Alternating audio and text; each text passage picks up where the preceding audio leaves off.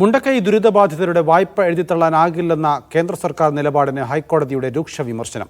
കേന്ദ്ര സർക്കാരിനെ ഫെഡറൽ തത്വം ഓർമ്മിപ്പിച്ച കോടതി വ്യത്യസ്ത സംസ്ഥാനങ്ങൾക്കിടയിൽ കേന്ദ്രത്തിന് വിവേചനം പാടില്ലെന്നും വ്യക്തമാക്കി.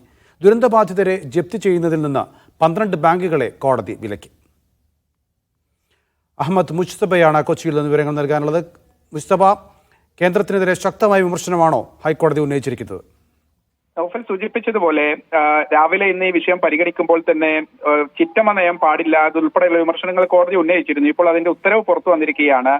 ഏതെങ്കിലും പ്രത്യേക സംസ്ഥാനങ്ങളിലെ പൗരന്മാർക്ക് വ്യത്യസ്ത പരിഗണന നൽകാൻ കഴിയില്ല എന്നൊരു ഫെഡറൽ തത്വം കൂടി ഹൈക്കോടതി കേന്ദ്ര സർക്കാരിനെ ഓർമ്മിപ്പിക്കുന്നുണ്ട്. മാത്രമല്ല, ഈ വായ്പ എഴുതിത്തള്ളാനാകില്ല എന്നുള്ള കേന്ദ്രത്തിന്റെ ഒരു നിലപാട് അത് ജനങ്ങളുടെ മൗലികാവകാശങ്ങൾ സംരക്ഷിക്കുമെന്ന ഭരണഘടനാപരമായ ഉറപ്പിനെ ഏതെങ്കിലും ഒരു പാർട്ടി രാഷ്ട്രീയത്തിന്റെ പേരിൽ നിഷേധിക്കാൻ കേന്ദ്രത്തിന് കഴിയില്ല എന്ന് കൂടി ഹൈക്കോടതി ഓർമ്മിപ്പിക്കുന്നുണ്ട്. ഒപ്പം തന്നെ അന്തസ്സുള്ള ജീവിതം ഒരു പൗരന് ഭരണഘടന ഉറപ്പു നൽകുന്നുണ്ട്. അതിനെ അപമാനിക്കുന്നതിന് തുല്യമാണ് കേന്ദ്രത്തിന്റെ നടപടി.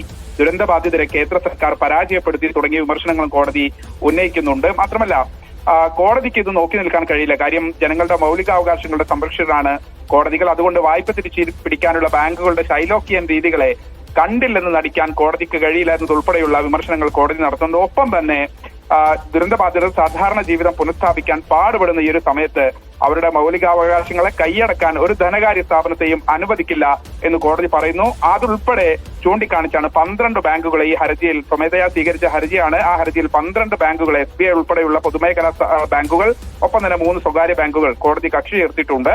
ഈ ബാങ്കുകൾ ഒരു കാരണവശാലും ഈ ഹർജി തീർപ്പാക്കുന്നതുവരെ അതല്ലെങ്കിൽ ഇപ്പോഴുള്ള ഓർഡർ മോഡിഫൈ ചെയ്യുന്നതുവരെ ഒരു കാരണവശാലും ജപ്തി നടപടിയിലേക്ക് പോകരുത്. ബാങ്കുകൾ അവരുടെ വായ്പ എഴുതിത്തള്ളാൻ കഴിയുമോ എന്നൊരു കാര്യം അടുത്ത തവണ ഈ കേസ് പരിഗണിക്കുമ്പോൾ കോടതിയിൽ അറിയിക്കണം.